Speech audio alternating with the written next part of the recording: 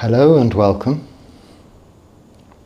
We're more than halfway through this Vassa now, the 3-month rains retreat, where monks and nuns stay put, make various determinations for their efforts towards their practice or other achievements in this time.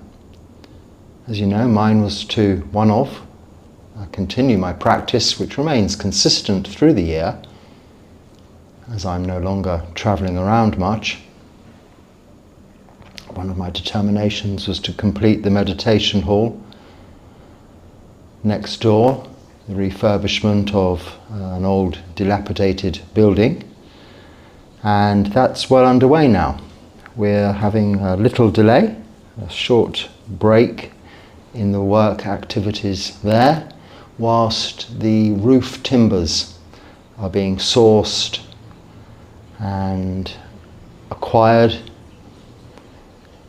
waiting on delivery of those before the roof can be constructed and complete. That should be going ahead very shortly.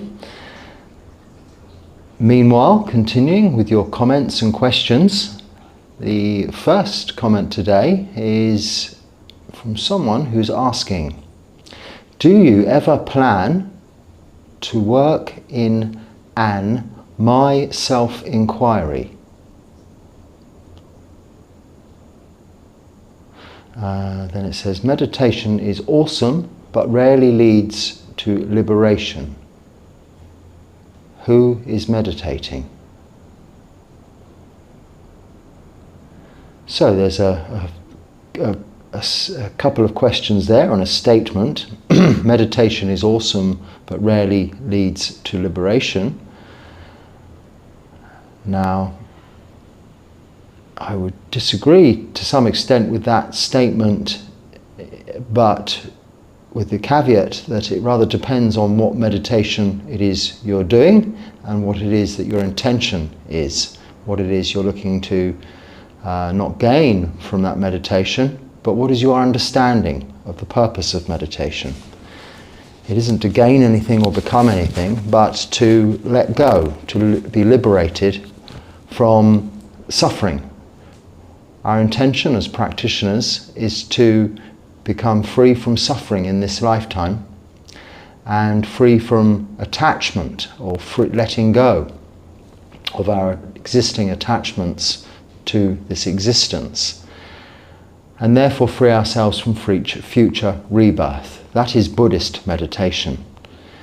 And many have been liberated, beginning with, as we know, the Buddha himself, whom became awakened, then his disciples and followers, all of which also became arahants, the last of which being, in fact, or one of the latter, to gain enlightenment, probably as a result of his busyness, was his closest disciple, one of his closest disciples, Ananda Bhikkhu, whom was there busy memorizing all of the Dharma Desanas, the teachings of the Buddha, which then were later written down for our benefit today. But they all became arahants and enlightened, and yes, that's a long, long time ago. But in that lineage of disciples close to the Buddha, and subsequently there have been many, not only monastics but lay practitioners, who have attained to liberation, freedom from suffering in this lifetime, and attained to nibbana, final liberation, freedom from future rebirth. So it is certainly possible, otherwise we would be just meditating for perhaps other reasons, which there is nothing wrong with. If we want to just sit and become peaceful and enjoy calm states of mind, then this can be done. This can be achieved through simply sitting and allowing the mind to settle with time, allowing the body to just gently relax of its own accord with time. This is a gentle relaxation, a form of meditation, and meditation can take many forms. Buddhist meditation, however, is with that goal of liberation. and includes within it vipassana that you may have heard, which is often used as a term to describe a meditation practice, but is more rather a quality that one will develop as a result of meditation, meaning vipassana, the Pali word, to see clearly. And that is to see clearly the characteristics of existence, the nature, the truth, the reality of this existence. We are, in that sense, working on, you're asking me, do I want to work or plan to work on self-inquiry? We are not so much looking into a self, but to recognize that there is no self. The self in that context is this physical body and this thinking brain that we have become used to and dissociate with our persona, or the person we are, our identity, our personality view. We are looking to abandon Sakkaya-ditthi, personality view, in exchange for right view, Samma-ditthi. Right view is that we are not this personality, we are merely observers of this personality. This personality or this persona is the result of causes and conditions that have manifested or brought about this, what we see as our identity. So we may have been educated, qualified and become something in a profession. We may have had relationships, married and become a member of our own family as a result of generations previous to us, and no doubt generations subsequent from us will. But that is samsara, that is the cycle of rebirth. And true liberation is seeing clearly that as just that, the cycle of rebirth, or samsara, we call it in the Pali language, and being able to become gradually less attached to that cycle of rebirth through the understanding of its transient nature, its impermanence, anicca, its unsatisfactory nature, dukkha is the Pali word, and that it isn't that we are. It is not a self. The persona is just a manifestation of causes and conditions we have put in place through our actions of body, speech and mind in this lifetime and previous lifetimes, but just focusing on what we can know for sure, and that is what we are doing in this lifetime throughout this existence. All of our actions of body, speech and mind will have results. Our actions we call karma in the Pali, and the results of those actions vipaka. And the Pali word for the causes and conditions we put in place, pacaya, is our determination to practice. So if your determination is for, let's say, self-inquiry, it should be better termed as a determination to see clearly, that is, attain the quality of vipassana and be able, through this seeing clearly, this experience for what it truly is, which is simply sense contact, or seeing, hearing, smelling, tasting, touching, using this body, which results through sense contact in, then, feelings, physical feelings, but then also mental formations as a result of recollection from that sense contact of previous experiences, previous memories, and then to some extent mental formations, imagination, that is, thinking about what is going to happen next, planning. Now through meditation, through quietude, through samadhi, the development of concentrated states of mind, and ultimately deeply absorbed states of mind in meditation, we call jhanas in Pali, we see that these experiences are coming and going, arising and passing away, are just momentary experiences, and only lingering, only lasting as a result of us either remembering experiences of the past or imagining what might be experiences of the future.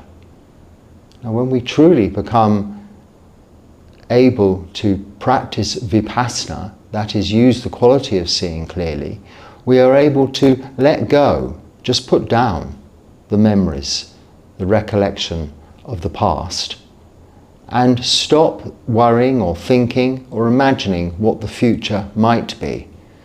Because the past cannot be changed. It's gone anyway, it's happened. So you can safely let go of that. The future, it may not happen. We cannot be sure of anything. We can only be sure of this breath, this current moment, in terms of inhalation, exhalation. At any point in time, this existence, this life, can end. We're all subject to aging, sickness and death, which is something we reflect upon in this practice regularly to help us come to terms with that understanding of impermanence, come to terms with that understanding of suffering, and that we're not in control of this life, but merely the observers of it, and the occupiers of this vehicle we call ourselves, and that you are alluding to ought to be inquired into. But when we know this simple truth of what this self is, it's just a physical body and a thinking brain that's seeing, hearing, smelling, tasting, touching, and then thinking about that experience, it's just like a bubble that pops on the surface of water. It has no real substance. There is nothing to cling to, and we can let go. We can put down the burden of that attachment. This is liberation. And it is the mind, citta, the observer, that is seen clearly, witnessing this, that is meditating, in answer to the final part of your comment and your question there. Okay, the next comment. I'd love to hear the history of the building and now the events that led up to its rebuilding today. I wonder if that info is in a video of yours. Yes, I think I began at the Vassa, so if you go back about a month, and I think in the little picture that starts the video, there is a picture of the old building as it was behind me, where I'm sitting outside. Maybe that video or the one previous to that, I described more what my determination was, which was to create a meditation place for people. So I arrived a couple of years ago in Sri Lanka, just after the Vassa of 2000 and what would it have been? 23. So that would have been in October 2023. Yes, just nearly 2 years ago, with a view to just wandering around for a while and then going back to Thailand. I'd been in India for the previous Vassa, and I was on my way back to Thailand, where I'd spent the year previous to the beginning of that Vassa in 23. And if you go back a couple of years, you'll see videos where I am located for some time, nearly a year, in Thailand. In a similar place to this, on the coast, but in a monastery, in a community, one of the Ajahn Chah monasteries there of the Thai forest tradition.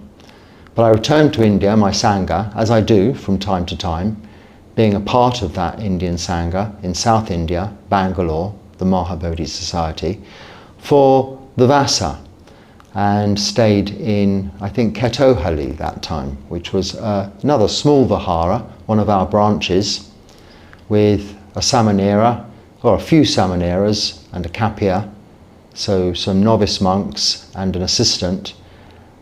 Enjoyed the Vassa there for practice and went on Pindapata occasionally, But again, you can go back a couple of years and see videos of me there. Now I've been recording these for some time.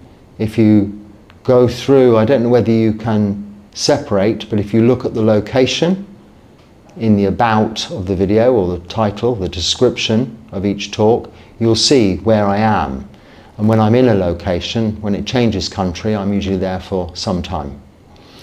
So I arrived here nearly a couple of years ago with a view to wandering, and was very surprised, expecting Sri Lanka, as I think many people do, to be a mini India, a little branch, a sub-branch of India off the coast. Found it to be completely different, a different culture, very different people, and a very different landscape, and a very beautiful place to be, a very beautiful place to stay. And the minute I arrived, I was welcomed so openly as a Buddhist monk, being that it is a Buddhist country. So much like in Thailand, on my arrival, I wanted for nothing. I was looked after immediately. But still, having that intention to wander, I made my way towards the coast from the centre, the capital, Colombo, from the airport. And it was becoming night, it was raining, and I stopped here in this little coastal village called Bentota. And the very next morning I found a room, or so tuk-tuk driver found somewhere for me to stay for that night, and the very next morning I just went on Pindapata, and was immediately and surprisingly, but very pleasantly surprised to be greeted with such open arms and such a welcome by the villagers here. And then walking into the nearby town, offered food into my bowl, and then returned to my room, where I was then offered more dana and more food, and thought, this is a very supportive and good place to be as a Buddhist monk. So that gave me food, not only for my tummy, but food for thought. And I came up with the idea of just wandering along the beaches and staying in caves and overnight under trees. It was still a little bit rainy, so this wasn't very practical. And as I soon found on my wandering, that people are not really keen for you to be just staying outside. They want to look after not only their own monks, but any visiting monks. So I was offered a room here where I am now, on this land anyway. They have a guest house, it was empty at the time, so they said, you can stay here. Don't stay on the beach. We don't want you to stay on the beach, it may be not safe, you need to be looked after. So I took the opportunity, being that the weather wasn't great, to relax and stay in this beautiful place. And whilst wandering up and down this stretch of coast, looking for something a little bit more permanent, having found it to be very supportive here, continuing with my arms round Pindapata each morning, I was approached by the owners of the land here, which is a stretch of land between the main road leading from Colombo to Galle. So Colombo, the sort of the modern capital in the central west of the country, and Galle being one of the old capitals, I think, but down at the bottom point, southernmost tip of the country, there's a main road. There is now also a highway, but the old main road, the A road, the coastal road, Route 66 if you like, is the road from Colombo to Galle, which I found myself on in my travels, where I stopped here. And the land between that and the sea, which includes the beach, the coast here, is where I'm based currently. And the family, the owners of that land, said, there are empty buildings here. We could make something more permanent for you to occupy, if it suited you. And indeed it did. A Buddhist monk can stay under a tree, in a cave, in a monastery with a community of other monks in their sangha, or occupy any empty building if it becomes available, within certain parameters. And this was like somebody's outhouse, outbuilding, garden shed, where you see me now.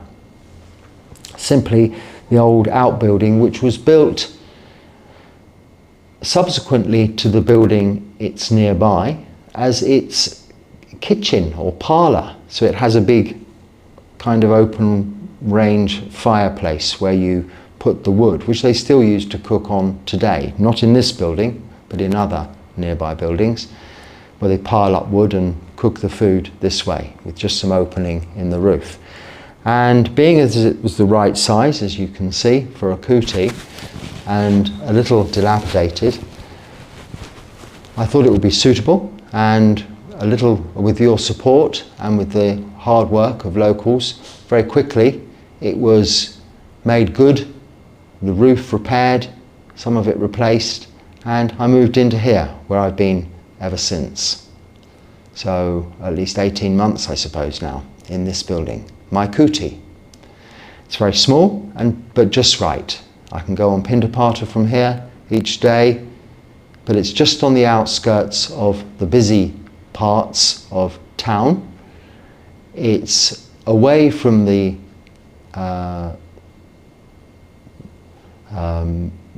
tourist parts, if you like. It's sort of between Colombo and where tourism begins. But it's not a totally remote location, but as you can hear, very peaceful, very secluded.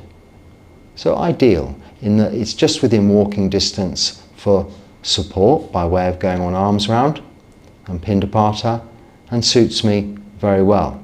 So then, getting on to your question, this little outhouse was built by previous generations who occupied the main house, which is next door, is the neighbouring nearest building to this being its little outhouse, its parlour, which I did describe before, I'm sure, but if you missed that.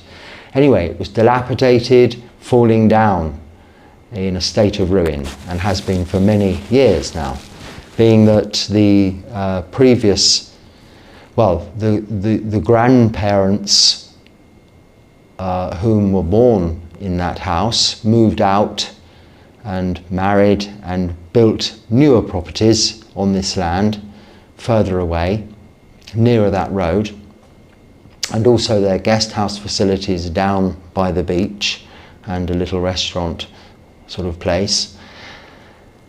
And that house was occupied by the great-grandparents or generation of great-grandparents, aunties or something like that, until they died. And then it fell into rack and ruin and was empty ever since. So it was just an idea, whilst sitting here prior to the Vasa, not long ago now, just over 4 weeks, or about 4 weeks, that it also looked externally to appear like a very nice place to go and meditate, a very nice meditation hall. And albeit inside it was lots of rooms and full of stuff and very much falling down, I have a lot of imagination in seeing the beauty in old buildings and how they can be renovated, and suggested to the family it might be a very nice idea if it was possible, we could make it good, do it all up, and just make it into a nice place for meditation. And I just floated the idea, and they were very receptive of that. And subsequently, we have enacted that determination, and it is by all of its own accord and with your support manifesting itself. And like I said, it's just come to a little bit of a break whilst we're sourcing, or the roof timbers are being sourced. I've had no active role in the doing there. It's all been the hard work of local building contractors and workers, and your efforts and your support and your contributions and donations, your dana offerings, sangha dana, that have manifested in what is becoming a very beautiful place to meditate. A simple, open, high-roofed hall.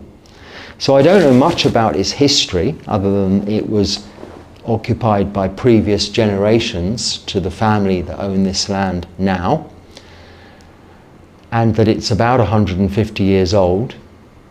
And it was the main house to this little building, which is probably only about 50 years old, or my age, which was built subsequently as an outhouse and parlour or kitchen to the main house. So they're now coming together again as my kuti, which doesn't need a kitchen because of course monks don't cook or eat in the afternoon or store food overnight. So what was the cooking area is now my washroom, my toilet and my bathing facilities. And this is my room I occupy, my kuti, where I live. And where you see me sitting outside on occasions, but not of late because of the work going on next door and the dust and the noise, is the little veranda. The meditation hall has a nice veranda and will be finished off very beautifully also, looking at the trees and the surrounding jungly areas. And it's very shady, and also a place where I can meet and greet visitors, and then before they can meditate in the meditation hall or just sit and reflect. And it will be suitably structured for us to perform various activities, morning pujas, maybe evening pujas and meditation if people want to come, the taking of refuges and precepts, that is tea sadhana, panchasila, and other devotional practices as is the wants and needs of local people or visitors alike in the future. So that's a little update on, or history and update on what's going on next door. So I've previously heard about excuse me, the 5 poisons: pride, anger, ignorance, desire, jealousy. But I don't recall you mentioning them. I have, however, heard you talk about 3 defilements. I was wondering if the 3 defilements was similar, but more condensed version of the 5 poisons. Yes, I would say it's not a more condensed version. It is, the 3 poisons is in the Pali Canon, the Pali tradition, the Theravada tradition, the southern school of Buddhism. It is the 3 poisons. Where you get the 5 poisons from is, I'm not sure, possibly other traditions which have not, so the 3 poisons are not condensed of those. The 5 poisons are a stretching out and an elaboration of those 3 core defilements, which makes sense because if you take greed, hatred and delusion, lobha, dosa, moha, in the Pali, greed, hatred and delusion, they're the root defilements. And like I was talking about the other day, they have various grades. So we say greed or hatred. Well, just liking and wanting something a little bit more, an extra currant bun or an extra sugar in your coffee, isn't really associated with greed, but it comes from the basic root defilement of greed. Just wanting something, a little bit more of something, when you've already really had enough. So it's not really gluttony or greed, but it's recognition of wanting, a desire. This is how we come to see clearly the cause of suffering. Wanting as opposed to needing, and being able to identify the difference. So greed, hatred and delusion, hatred too, can be subdivided and categorized and graded into various levels of not necessarily hating, but just having a little aversion to something. Comes from not wanting something to be the way it is. And all your pride, anger, ignorance, desire, jealousy are just redefinitions of those 3 root defilements. You cannot really break down the 3 root defilements further than that. But of course you can expand them into 5, 10, 30, 100 poisons if you want to complicate things. But the Pali tradition is very much keeping to the word of the Buddha as memorized and written down by Ananda Bhikkhu there, his disciple, and practicing with that, not intellectualizing it and complicating it by analyzing those words and expanding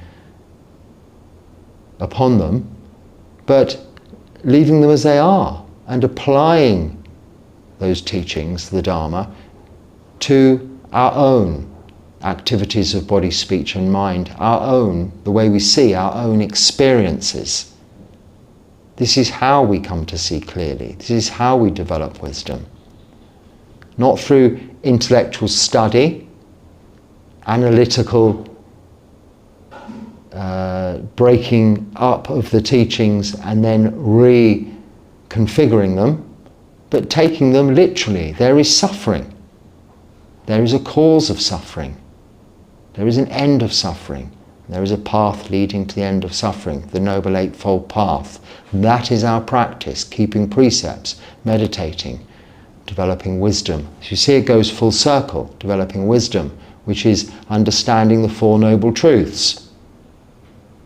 It is panya, wisdom, panya, wisdom, is right view, sama ditthi, as opposed to sakkaya ditthi, which is personality view, and also a wrong view, that this experience, this life, this persona, back to the first question there, is what we are. Of course it isn't. We're just elements, this physical body. And as a result of our experience of sense contact, seeing, hearing, smelling, tasting, touching, and then thinking about the experience of this thinking brain, is vijnana, consciousness, sense consciousness. But what knows all of this experience is citta, the mind. So the 3 poisons are at the very core, the substance of Buddhist teachings, and don't need to be expanded upon, other than in your own understanding, when recognizing, well, I'm not really that comfortable with this idea, or I don't really like this situation, seeing that that is aversion coming from the root defilement of hatred, and then wanting that extra currant bun or an extra sugar in your coffee is not necessarily greed, but it's desire coming from the root defilement of greed. I mean, jealousy is really the opposite of the quality we develop, mudita, joy for others. It's like envy of others rather than pleasure in others' success. The way we extinguish jealousy is through the development of the quality of mudita, which comes also as a result of developing metta, loving kindness, karuna, compassion, then mudita. Not in any particular order, but through our practice these qualities will manifest themselves. I said at the beginning with that hall, if I practice meditation, that's all I need to do, with the intention that a meditation hall will manifest itself, it will happen, and it has. I have lifted a couple of concrete blocks because I wanted to put them in a place to try and explain how something needed to be, because I can't speak Sinhala yet. That was my other determination, which I'm falling way behind on, but many years to approach that. Although I hope the meditation hall, it's looking like that will be complete by the end of the Vasa. At least we can go into it for purposes of this and for purposes of meditation, even if it's not fully finished off by then. It's going to be pretty well underway, I'm sure. But we can make a determination, we can create the causes and conditions, put in place the causes and conditions, even if it's just by way of our own actions of body, speech and mind, as long as they are keeping precepts, so living in accordance with that Noble Eightfold Path, which is keeping the 5 precepts, practicing meditation, then this will develop wisdom. And anything you've made a determination towards achieving will come as a result of that. If your faith is strong, saddha. Now, I've used a lot of Pali words in this talk. I've just consciously noted to myself. And I hope you don't mind that, but I think it's very useful, especially for those among us whose English is not their first language. Because in Buddhism, in the Pali tradition, Pali is our common first language. So whatever word we use for unsatisfactoriness, suffering, or sentence we use to describe impermanence or nothing being sure or nothing can be relied upon, we all use these common Pali words and then have our own definitions of those. So dukkha for suffering, anicca for impermanence, then lobha, dosa, moha for greed, hatred and delusion. Amongst Buddhists in the Pali tradition, those words are common wherever you go, as they were in India where I lived, as they were in Thailand where I live, as they are here in Sri Lanka where I now live. So although the language here is different for everyday speech, for our practice it's the same. And for that reason, I don't need to speak much of everyday language, as I don't really need to speak much at all, other than on Dharma. And like I said, my determination was to learn some Sinhala words that would help me help people to meditate. So words like relax and maybe phrases like leave the past behind and don't think about the future, things like this. Rather than what time does the restaurant open, or where's the bus to the nearest so-and-so shops, which are phrases I'll never need to use. So the 5 poisons, the 3 poisons, it is the 3 poisons. I think even if you look at Wikipedia, it will come up with the 3 poisons. And anything in addition to that is just expansion, elaboration, complication, in other words. So keep it simple. Oh, I wonder how we're doing for time. I've really lost track today.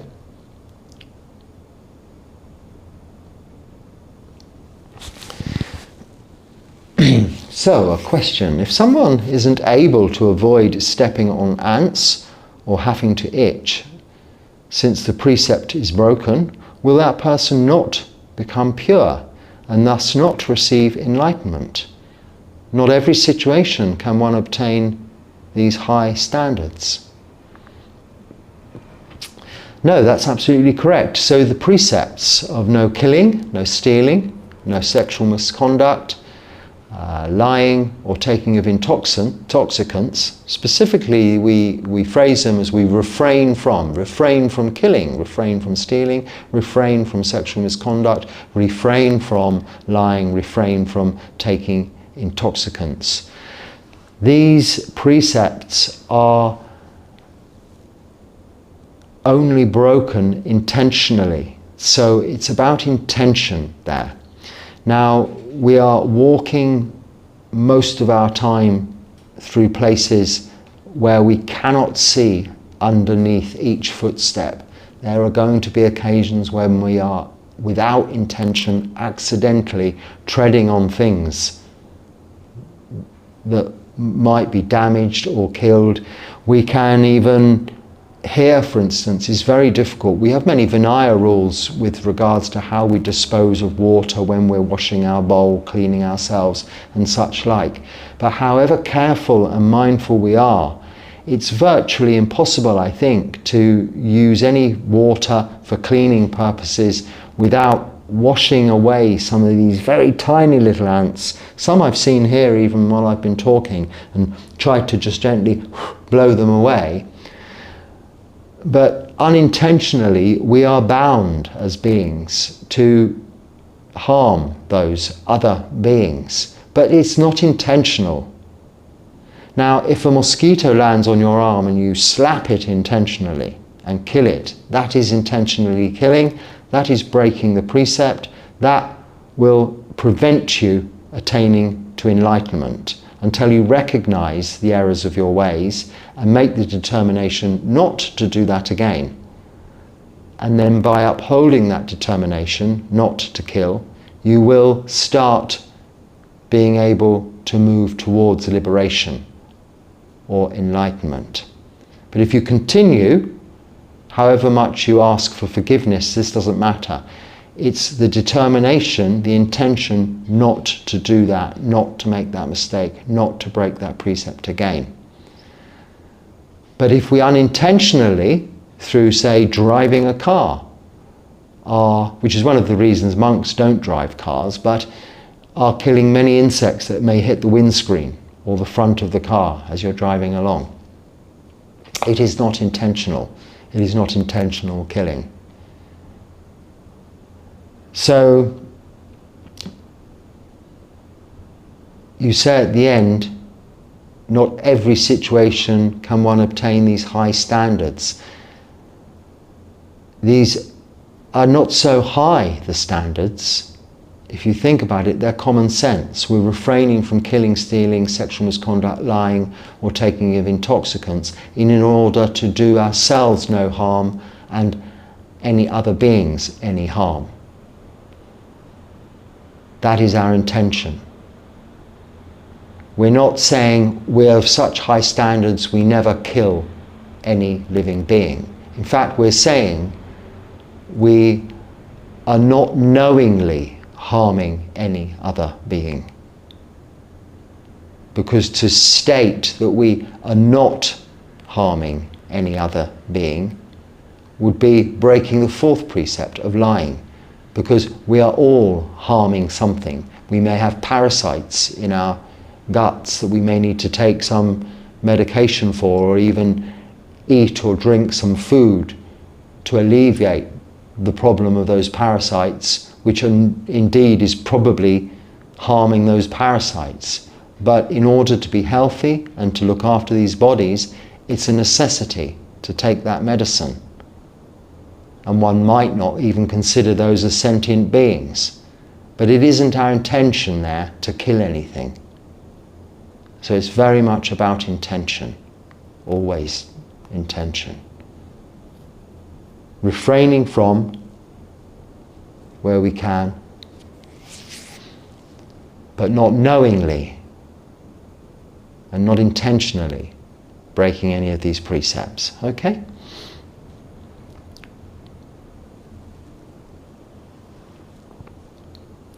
So, do lay people give up the chance for enlightenment since they must work to support you?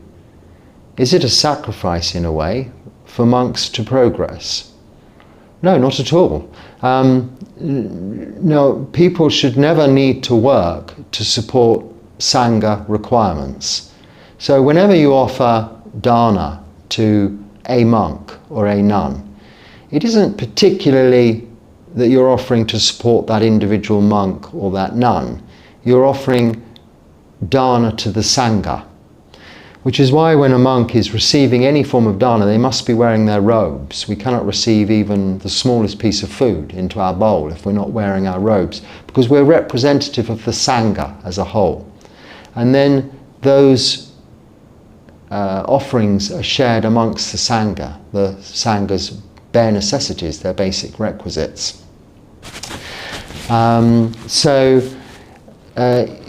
It only needs to be very little, and one should never offer more than you already have, so surplus. So if you have a surplus of income, even then, and it's even, the Buddha is a wonderful financial advisor in that he prescribes specific amounts that from disposable income, for instance, one should maybe allocate, say, 10% of that disposable income for altruistic activities, so giving to charity or offering dana, for instance, that is donating, offering food or requisites or even money to the Sangha for their support, should be not necessarily any more than 20% of your disposable income. So you certainly wouldn't expect anyone to be working in order to support the Sangha. They're working to support themselves and the family, and if there's anything left over, so food for instance, monks are more than happy to accept, and this is the way it should be, by going early in the morning, the leftovers of food that people have from their previous night's meal. So most people are sitting down in the evening to eat their meal, and there's lots of leftover food, which might get thrown away. That food can be given to the monks that are coming around in the morning. Now that isn't the case, people want to give the monks nice food, but it is all that is expected of lay practitioners, that they give away their surplus, their disposable, the food they would throw away, or their disposable income, and then only a percentage of that. The rest they can use for their holidays, for their own generosity amongst each other, for birthday presents, Christmas presents, parties, socializing, fun. It's not how much people offer, it's the intention behind that offering that is what matters. So the 1 grain of rice offered with the intention of supporting a monk's practice or supporting the Sangha is far more valuable than a whole lot of money offered if you think it's going to bring you to enlightenment, because it isn't the purpose of it.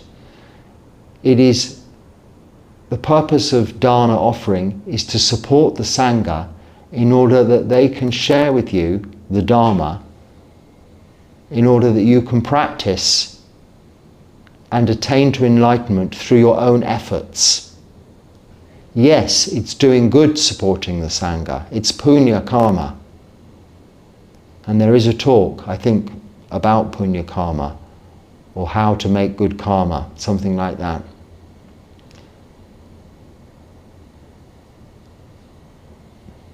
So this is coming from the same questioner who's quite new to Buddhism, so I understand you wouldn't be quite used to the principle of that.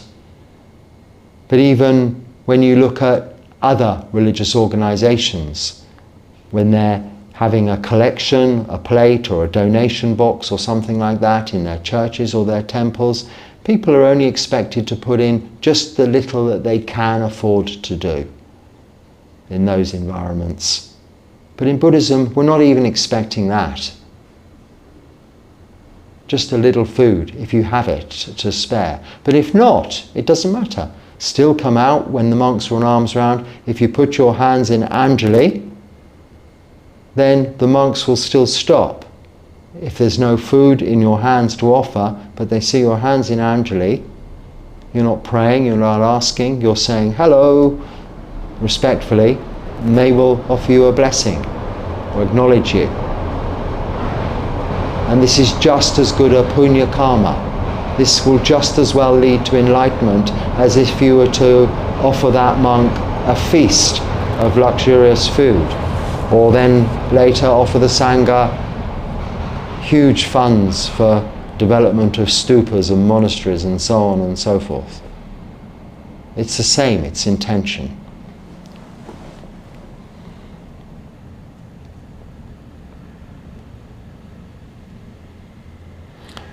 And this is that same question. I've answered this before. You're saying you don't understand why the lay people give you foods and drinks. Is it to draw them to you? No, it's not a transactional thing. And I spoke about this at some length last week. So if you missed that, go back to the last talk where I did answer that question already. So these questions are coming up again because you haven't received the answer maybe as quickly as you might have expected. And the next one, I don't understand why you don't go out to celebrate with the lay people. You could bless many. So actually every day I go out, I don't go out celebrating, having parties or doing any social functions, no. If that's what you mean. because this is not monastic life to socialize. It's a life of solitude and practice of meditation, keeping the precepts, practicing meditation, developing wisdom. But each and every day I go out on Pindapata alms round. It's not just to collect food. In fact, primarily it is to be seen as the presence of Sangha in their midst, that is the local people. And I stop and bless many and have that interaction, not a conversation, but a reflection, a short blessing with anyone, whether they're offering food or not, that cares to stop and receive such. And that amounts to each and every day 30 to 40 people or groups of people or families that I have that interaction with each and every day. And among them are a core, few regulars, but also each day many of those are new faces, people passing through the area. So each and every day I encounter so many, and then when people are able to come to visit here, when there is a suitable place for them to do so with the meditation and hall next door, there will also be that opportunity. So I don't know what more you're expecting, but parties and celebrations of that nature, definitely not. And then you're also asking from a video you're seeing there, so offering was not in the morning, it was at a different time. And I'm not sure why you think that. You can watch these videos at any time. There are occasions, and this is what you might have seen, where I've come either just before I've gone on alms round in the morning, Pindapata, after the morning chanting, people have come here and made offerings because they know I'm here early in the morning, getting ready to go on Pindapata after the morning puja, or when I return from Pindapata, they will come then. But it's always that. It's not just in the morning, it's very early in the morning. It's never really after 8:30. There's a cut-off time of 8:30 when I'm going to be sitting. It's the very latest that I will be sitting to actually eat my meal. Normally it's by about 8 o'clock that I'm sitting and eating my meal, but the very latest that people really could come practically to offer any food, dana, that I will be eating that day would be 8:30. Now anything that's offered in the morning subsequently to that, food that needs to be consumed cannot be stored overnight. If it's offerings of cleaning products or non-perishables like tea or coffee, those can be offered and they can be stored and used appropriately and in accordance with our Vinaya rules. But usually that wouldn't happen. So what you've seen there on the video is just people either coming prior or after the alms round in the morning.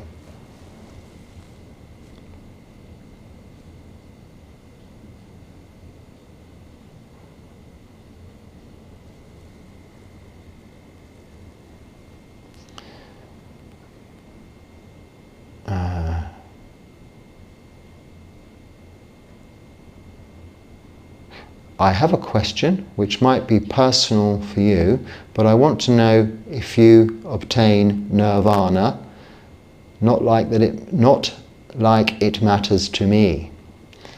So that's quite good you say that at the end, not like it matters to me, because we shouldn't be concerned about other people's attainments or other people's practice, but our own attainments, or more importantly, our own practice, which will just naturally lead to attainments. Now monks themselves don't discuss their own attainments or indeed even their practice, but will more than willingly and happily help others with their practice. And it's for you, by associating with monks, maybe staying in monasteries or living with monks, to see how they're living and just know, not really give it consideration, but know how those practitioners are getting on with their practice, how they're living. Are they living in accordance with the Noble Eightfold Path? This is other meditators also I'm referring to. But we're not looking at others' practice. You'll get a sense, living amongst other practitioners, of a peaceful and calm environment to be in as a result of their practice. And that should be enough. And we say nibbana in the Pali language, not nirvana, but nibbana is the final attainment of enlightenment, arahantship. And it is what we're all striving to, from our practice, to attain. That is liberation, freedom from suffering in this lifetime, and freedom from future rebirth. But within our own practice of samadhi, development of focused and concentrated states of mind, and deeply absorbed states of meditation we call jhana, it is possible for people to get a glimpse, a notion of the experience of nibbana. That is cessation, that is seclusion from the hindrances or obstacles to meditation. So sensual desire, aversion, laziness, restlessness and worry, and doubt. Seclusion from physical feelings of the physical body, and seclusion from mental thought, proliferation, mental activity of any kind, sense contact, mental experience. So in essence, a nothingness, an emptiness, but more accurately described as an open, spacious awareness, infiniteness with the universe, in that you are separated from this physical body and this thinking brain by way of letting go of this physical body and thinking brain, of detachment from it for a moment of experience, free from that, which cannot be described, translated, as it is an experience not of this conditioned world. It isn't anywhere else. It isn't locational. It isn't location-based. It doesn't fall within the realms of this conditioned world of time and space. But that glimpse of nibbana can be had by anyone practicing, if not finally attained to. And that is how one experiences and knows what it is that we are looking to finally attain to, which is final nibbana or parinibbana, attainment to no future rebirth, cessation. And this will come as a result of your practice, but shouldn't be another cause for suffering, another source for desire, or even chanda, wanting something, to achieve something. It will only happen naturally when you let go of everything else, as it will be all that remains. So on that note, may you progress happily, all of you, on this path with your practice towards nibbana. And if there's anything useful to help you with that here today, then please use it. But if not, again, just let that go also. Until next time, be happy and stay well. Sukhi Hotu.